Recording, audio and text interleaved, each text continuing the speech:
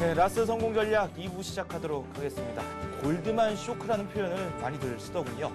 거대 은행이 사기죄로 고소를 당했다는 것 자체만으로도 시장에 큰 악재라는 사실 저희도 알 수가 있습니다.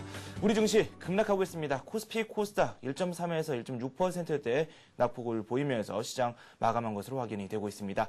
환율은 좀 올랐습니다. 안전자산 선호 현상이 더 강화가 되고 있는 것으로 풀이가 되고 있습니다. 7원 80전 정도 오르면서 1180원 10전에 마감된 모습을 보여줬는데요. 자세한 시황 한번 알아보도록 하겠습니다. 김보람 캐스터 나와주세요. 네, 시황센터입니다. 오늘 코스피 지수 개인이 매수량을 늘렸지만 결국 상승 반전하지는 못했습니다. 오늘 코스피 지수 전 거래일보다 29포인트 내린 1705에 마감했습니다. 장중에는 1719까지 오르기도 했지만 외국인과 개인이 매도량을 늘리며 낙폭을 점차 키워나갔습니다. 투자 주체별 매매 동향입니다. 개인이 홀로 순 매수하고 있는 가운데 기관과 외국인이 많이 팔았는데요. 개인은 오늘 1,848억 원가량 샀습니다. 다음 코스닥 확인하겠습니다. 코스닥 역시 약세로 마감했는데요. 오늘 코스닥 지수 전거래일보다 5포인트 하락한 502에 마감됐습니다. 장중에는 500선 중반을 등락 거듭하면서 결국에는 502선에 마무리됐습니다. 투자 주체별 매매 동향입니다. 개인이 순 매도하고 있는 가운데 기관과 외국인이 많이 샀습니다. 기관이 42억 원, 외국인이 14억 원 샀습니다. 다음 환율 보겠습니다. 오늘 환율은 전거래일보다 7원 50전 오른 1717에 마감됐습니다. 다음 시가총액 상위 종목군 코스피 먼저 확인하겠습니다. 삼성전자 2% 조정받았습니다. 포스코 역시 1% 조정받았고요. 금융주인 신한지주와 KB금융 역시 약세에서 벗어나지 못했습니다. 현대중공업 역시 강보합에 마감됐고요. 현대모비스 1% 올랐습니다. 다음 코스닥 확인하겠습니다. 서울반도체 약보합에 마감됐고요. 셀트리온과 SK브로드밴드 1% 조정받았습니다. 태웅은 홀로 1% 올랐습니다. 동서와 소디프 신소재는 소폭 조정받았고요. 다음과 네오위즈 게임즈는 소폭 올랐습니다. 다음 특징 테마 업종 흐름 보겠습니다. 골드만삭스 기소 소식으로 금융주들은 일제히 동반 하락했는데요. KB금융 2% 조정받았습니다. 우리금융 1%, 하나금융지주 2% 조정받았습니다. 아이슬란드의 화산 폭발 영향으로 오늘 여행주와 항공주 흐름이 좋지 않았습니다. 대한항공 3% 조정받았고 아시아나항공 약보합에 마감됐습니다. 여행주인 하나투어, 모두투어, 세계투어 역시 많이 내렸습니다. 반면에 오늘 비철 금속주들은 흐름이 괜찮았는데요. 최근 원자재 가격 상승에 따른 실적 기대감이 강하게 반영됐습니다. 영품은 약보합에 마감했지만 B&G 스틸 1% 올랐습니다. 동양강철 역시 약보합에 마감했고요. 대한은박지 5% 올랐고 대한금속은 14% 가격 제한폭까지 올랐습니다. 마지막으로 코스피가 2% 가까이 밀리는데도 불구하고 시장 대비 초과 수익률을 올린 업종이 있습니다. 바로 조선업종들인데요. STX 조선해양바 수주 기대감에 업종 전반에 퍼지면서 장 초반부터 선전했습니다. 관련주들이죠. 현대중공업 약보합에 마감했습니다. 현대미포조선 역시 약보합, STX도 약보합에 마감했습니다. ST조선해양 6% 크게 올랐습니다. 지금까지 시황센터였습니다. 네, 우리 시장 거래소 쪽 1.6% 하락하면서 마감됐고요. 코스닥 1.3% 하락하면서 마감이 됐습니다. 아시아 쪽으로 시선을 잠시 돌려보도록 하겠습니다. 일본 니케이 지수가 1.6% 우리 시장과 비슷한 낙폭을 보면서 마감이 됐고요. 상해 종합 지수가 많이 떨어지면서 진행이 되고 있습니다. 3.5%나 급락하면서 시장 진행이 되고 있습니다. 일단 부동산 규제안이 나왔기 때문에 이 긴축 우려도 점차 커지고 있는 상황입니다. 인도와 중국에서 또 기준금리를 인상할 수도 있다는 이야기가 꾸준히 나오면서 아시아 전체적으로 좀 불안감이 많이 나오고 있는 것 같습니다. 대만 역시 3%대 낙폭을 보여주고 있고요. 홍콩도 2.1% 하락하면서 마감이 되고 있습니다. 이 베트남만이 0.1% 소폭 오르고 있습니다. 우리 증시에서는 이 오르는 업종을 찾기가 좀 힘들었습니다. 앞서서 살펴봤던 이 비철 금속주를 비롯해서 몇몇 종목들 같은 경우는 견조한 흐름을 보여줬지만 이 전반적으로 시장 상황이 상황이 좋지는 않았습니다. 금융주가 낙폭이 좀 컸는데 좀 아이러니하게도 금융주 쪽에 외국인들의 매기가 많이 몰리기도 했습니다. 저희가 일부에서 살펴봤던 이 수급 상황별 이 종목 한번 살펴봤을 때에도 외국인들이 이 매수 상위 종목군들 중에 이 금융주들이 많이 포함되어 있다는 사실도 알 수가 있었습니다. 오늘 환율 시장 같은 경우도 7원 80전 정도 오르면서 마감이 됐습니다. 1180원 10전에 마감이 됐습니다. 우리 시장 좀 갈수록 복잡하게 전개가 되고 있는데요. 내일 우리 증시 또 어떤 모습을 보여줄지 상당히 궁금하네요. 오늘 시장 한번 정리해보고 내일 투자 전략까지 한번 마련해보는 시간 갖도록 하겠습니다. 도양종금증권 원상필 연구원 연결됐습니다. 안녕하십니까? 네, 안녕하십니까? 네, 코스피 낙폭 1.6%로 지금 확인이 되고 있는데요. 중국 쪽이 3.5% 떨어지고 있는 거에 비하면 좀 선방하는 모습을 보여줬다 이렇게 말할 수도 있겠지만 그래도 좀 낙폭이 크다는 점이 좀 아쉽거든요. 현재 시장 어떻게 보고 계십니까? 네, 그렇습니다. 말씀하신 것처럼 이제 오늘 증시는 골드만삭스의 금융 규제안에 따른 우려감이 확산되면서 비교적 큰 폭의 하락세를 기록했습니다. 장중의 지수는 1700선까지 대밀리는 일시적인 큰 폭의 하락세를 나타내기도 했는데요. 말씀하신 것처럼 전체적으로 이제 증시의 상승 속도가 그동안 상당히 가팔랐고요. 9주 연속 그리고 이번 주까지 지난주까지 포함해서 10주 연속 상승에 따른 기술적인 부담감도 오늘 일시에 작용하는 모습이었습니다. 특히 수급적으로 봤을 때는 그동안 지수 상승을 이끌었던 외국인들이 매도로 돌아서면서 수급적인 측면에서도 부담감이 확대되는 모습이었고요. 외국인들이 전기전자 그리고 금융업종을 집중적으로 순매도함에 따라서 지수에 미치는 영향력도 상대적으로 크게 나타났습니다. 하지만 오늘 같은 경우 이제 중국 증시가 급락했던 것에 비하면 상대적으로 선전했다라고도 볼 수 있는데요. 중국 증시 같은 경우에는 중국 정부의 부동산 규제책으로 상해종합지수 같은 경우는 3.5%의 큰 폭의 하락세를 시현했습니다. 반면에 국내 증시 같은 경우에는 최근 꾸준한 상승에도 불구하고 오늘 일시적인 가격 조정 이상의 낙폭으로는 확대되지 않는 모습이었고요. 특히 국내 실적 호전이 뒷받침되어지고 있기 때문에 향후 시장의 조정폭은 제한적일 것으로 보고 있습니다. 네, 시장 더 하락하지는 않을 것이다. 제한이 있을 것이다 라는 말씀을 해 주셨습니다. 일단은 저희가 살펴볼 게 상당히 많을 것 같습니다. 앞으로 또 어떤 부분을 살펴봐야 될지 한번 이야기를 나눠봐야 될 텐데요. 내일 저희가 주목해 볼 만한 기업 지표라든지 여러 가지가 있으면 함께 소개해 주시고 어떤 업종을 중심으로 저희가 접근하면 좋을지 그에 대한 언급도 좀 같이 해주시죠. 네, 이제 내일은 가장 중요한, 그러니까 오늘 밤이 되겠죠. 미국 경기 선행지수가 발표가 됩니다. 지금 이제 가장 글로벌 증시에서 이슈가 되고 있는 부분이 미국이 최근과 같은 그런 빠른 경기 회복 속도를 계속적으로 유지해줄 수 있을 것이냐 이 부분이고요. 이러한 이제 의문이 오늘 밤 발표되는 미국 경기 선행지수를 통해서 다시 한번 확인된다라고 보고 있는데요. 일단 최근 발표되고 있는 경기 선행지수의 추정치 자체는 이번 달까지도 계속적인 상승 국면이 확장 국면에 너무 들어서 있다라고 보고 있고요. 더불어 오늘 발표되는 미국의 양대 기업 즉 IBM과 시티그룹의 실적 자체도 상당히 긍정적인 전망치들이 나타나고 있다는 점에서 오늘 발표되는 미국의 기업 실적과 그리고 경제 지표들은 증시에 우호적인 작용으로 영향을 미칠 것으로 보고 있습니다. 더불어 이제 가장 시장에서 크게 부담이 되고 있는 골드만삭스 악재 같은 경우에도 정치적인 성격의 논란으로 볼 수 있고요.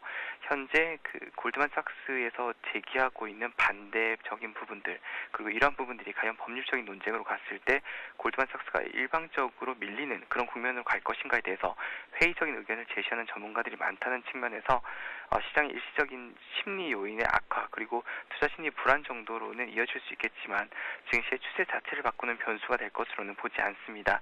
따라서 증시도 안정을 찾을 것으로 보고 있는데요. 최근 이제 발표되고 있는 주요 기업들의 실적이 계속적으로 어닝 서프라이즈를 내고 있고요. 특히 이번 주에 발표될 미국의 주요 금융 기업들의 실적이 상당히 좋게 나올 것으로 예상되기 때문에 일단 골드만삭스발 악재는 단기적으로 마무리될 가능성이 높다라고 보고 있습니다. 그래서 정리하면 오늘 가장 중요한 변수는 미국 기업의 실적, IBM과 그리고 시티그룹의 실적 발표고요. 더불어 경기선행지수가 동반 발표되는데 이들 지표들이 모두 현재 상당히 호조세를 띨 것으로 보고 있다는 측면에서 일단 시장의 재료들은 긍정적인 여건들로 형성되어 가고 있습니다. 네, 알겠습니다. 일단 오늘 낙폭이 크기 때문에 많은 종목적으로 관심을 두는 분들이 상당히 많을 겁니다. 환율이 오늘 좀 올랐거든요. 7원 80전 정도 올랐습니다. 수출주 쪽으로 다시금 관심을 가져볼 만하다. 이렇게 말씀하시는 분들도 있습니다. 물론 단기적인 측면에서 접근을 해야 된다. 이렇게 덧붙여서 말씀을 해주고 계시는데 환율과 수출주에 대해서 조금만 더 말씀 좀 부탁드리죠. 네, 일단 오늘 시장 같은 경우에는 운수 장비, 즉 자동차 종목들을 제외한 전 업종이 약세를 기록했습니다. 특히 골드만삭스의 영향으로 금융주들이 급락하는 흐름을 보여주었는데요. 이에 따라서 상대적으로 대형주들의 낙폭이 컸던 반면에 소형주들은 대형주 대비해서는 아웃퍼포하는 흐름을 보여주었습니다. 외국인들은 순매도를 나타냈는데요. 반면에 운수 장비와 그리고 금융업종, 즉 자동차와 은행 업종에 대해서는 제한적인 순매수를 보여주었습니다. 자동차 업종 같은 경우에 최근 논란의 중심에 서 있는 업종인데요. 일단 업종 자체의 모멘텀이 둔화되고 있다는 측면에서 자동차 업종의 단기 시세는 좀 부담스러운 부분이라고 볼 수 있고요. 금융업종 같은 경우에는 골드만삭스발 악재로 급락하긴 했지만 최근 나타나고 있는 영업이익의 빠른 개선세 그리고 경기 회복에 따른 금리 인상 기대감 등이 주가에 반영된다고 하면 일정 부분 긍정적인 모멘텀들이 추후에 기대되고 있다고 볼 수 있습니다. 반면에 이제 개인들 같은 경우에는 오늘 대형주 중심으로 순매도를 보였는데요. 현재 개인들과 외국인들 간의 종목과 업종별 차별화가 뚜렷하게 진행되고 있다는 측면에서 일단 지금까지 그 국면별 비교 그리고 현재까지의 시장 추세적인 측면에서는 여전히 외국인들이 매수하고 있는 전기전자 업종이 추가적인 반등 모멘텀을 제공해줄 것으로 보고 있습니다. 따라서 이제 환율적인 영향이 최근 수출주들의 주가 약세 요인으로 작용하고 있지만 현재 원달러 환율이 심리적인 바닥권에 위치하고 있고 추가적인 원화 강세는 앞으로는 당분간 좀 제한적인 수준에 그칠 것으로 예상된다는 측면에서 수출주들의 상대적인 강세 흐름은 지속될 가능성이 높다라고 보고 있습니다. 네, 아주 명쾌하게 답변을 해주셨습니다. 내일장 투자 전략을 한번 짜봐야 되겠죠. 어떤 종목군들 쪽으로 그리고 또 어떤 것들을 더 살펴봐야 될지 다시 한번 정리 좀 부탁드리죠. 네, 일단 지수는 이제 2009년도 9월 그리고 올해 1월에 형성됐던 1730포인트 그리고 40포인트 형성된 기술적인 저항대에서 다시 한번 쉬어가자는 모습이고요. 단기적으로 봤을 때 외국인들의 매수 강도가 둔화되고 있고 말씀하신 것처럼 골드만삭스발 악재가 돌발 출현했고요. 여기에 더해서 현재 나타나고 있는 미국의 주요 기업들의 실적 서프라이즈가 오히려 차익 실현의 기회로 활용되고 있다는 측면에서 1700선 기준으로 했을 때는 조금 쉬어가자는 분위기가 형성되고 있습니다. 하지만 최근 강화되고 있는 어닝 모멘텀과 그리고 실적 개선 그리고 오늘 발표될 미국의 경기 선행지수의 추가적인 상승에 따른 경기 회복 기대감이 증시에 계속적으로 반영되는 과정이 이어질 것이라는 측면에서 일단 가격 조정 측면은 낮은 수준에서 그칠 것으로 보고 있습니다. 따라서 여전히 수출주 중심의 IT 업종의 비중을 전반적으로 확대하는 전략이 바람직할 것으로 보고 있습니다. 수출주에 대해서 다시 한번 강조를 해주셨습니다. 일단 단기적으로 접근하는 게 옳겠다라는 생각이 듭니다. 향후 주식시장 또 어떻게 진행이 되는지 그 여부 한번 잘 살펴보시고 접근하시기 바랍니다. 지금까지 동양종금증권 원상필 연구원과 함께했습니다. 감사합니다. 네, 감사합니다. 네, 잠시 후 뉴스가 함께합니다.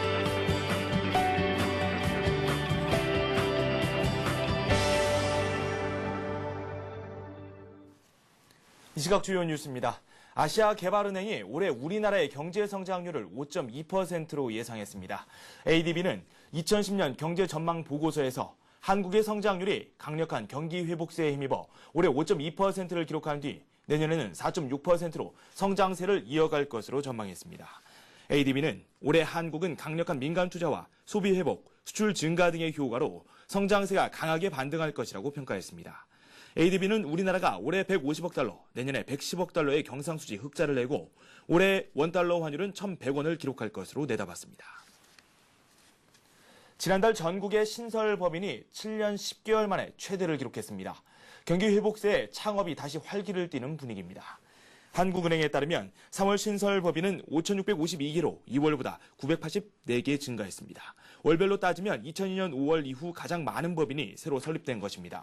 하지만 부동산 경기 침체로 지난달 부도업체는 144개로 2월보다 33개 증가했습니다. 업종별로는 건설업체 부도가 37개에 달해 작년 4월 이후 가장 많았습니다. 제조업체와 서비스업체의 부도는 각각 49개, 54개로 2월보다 9개씩 늘었습니다. 공정거래위원회가 상가나 오피스텔의 허위 과장 광고에 주의하라며 소비자 피해 주의보를 발령했습니다. 공정위는 지난달 29일부터 소비자 모니터에 접수된 제보 78건 중 40%가량인 30건이 부동산이나 상가 분양과 관련한 부당 광고였다며 소비자들의 주의를 당부했습니다. 부당 광고 중에는 고시원을 리빙텔로, 오피스텔을 호텔식 레지던스로 이름만 바꿔 새로운 투자 모델인 것처럼 광고하는 경우가 많았습니다. 또 연 15% 수익 확정처럼 과도하게 수익을 보장하는 광고도 다수였습니다. 공정위는 이 같은 부동산 광고가 주로 지방신문이나 전단지를 통해 특정 지역에서 시행되므로 적발이 어렵다면서 소비자 스스로 피해에 대비할 필요가 있다고 강조했습니다. 국내 민간 소비에서 수입 제품이 차지하는 비중이 10년 동안 2배로 커지면서 사상 처음으로 7%를 넘었습니다. 한국은행에 따르면 지난해 소비재 수입액은 36조 4,500억 원으로 지난해 민간 소비액 520조 원의 7%에 달했습니다. 민간 소비에서 수입 제품의 비중을 나타내는 소비재 실질 수입액은 10년 전인 1999년에는 3.28%에 머물렀습니다. 수입 제품 소비가 늘면서 환율이 물가에 미치는 영향도 커져 환율이 10% 하락하면 물가 상승률을 0.5%포인트 낮춘다고 한국은행은 밝혔습니다. 또 환율 하락이 기업 수출에 부담을 주지만 설비 투자 비용을 낮추는 데 기여하는 것으로 분석했습니다.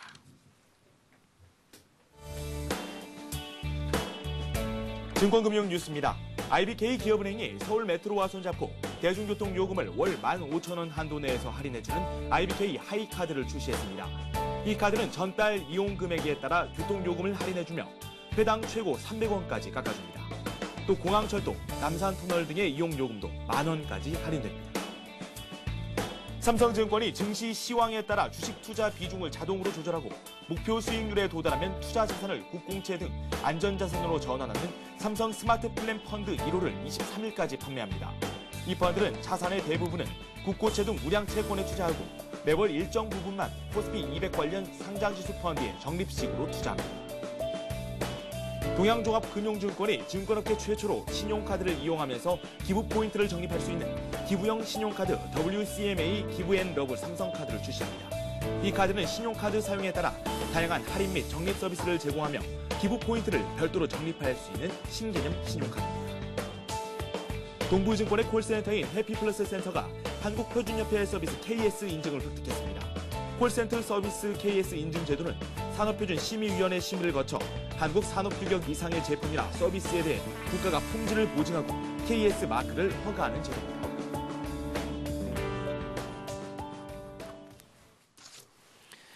네, 골드만삭스가 판매하는 파생 상품 판매에 대해서 일단 이 고소가 들어온 상태입니다. 이 투자자들을 기만했다라는 이런 혐의를 현재 받고 있는데요. 시장에서는 큰 충격으로 받아들이고 있고 즉각 글로벌 증시에 또 반영이 되고 있습니다. 인도와 중국의 기준금리 인상을 비롯해서 여전히 잠재적 악재들이 시장을 압박하고 있는 상황입니다. 시장이 빠르게 회복되기는 좀 어려워 보입니다. 조금 보수적으로 시장 접근을 하시는 전략이 필요하지 않을까라는 생각이 듭니다. 오늘 저희가 준비한 소식 여기까지입니다. 저는 내일 이 시간에 다시 찾아뵙도록 하겠습니다. 여러분 고맙습니다.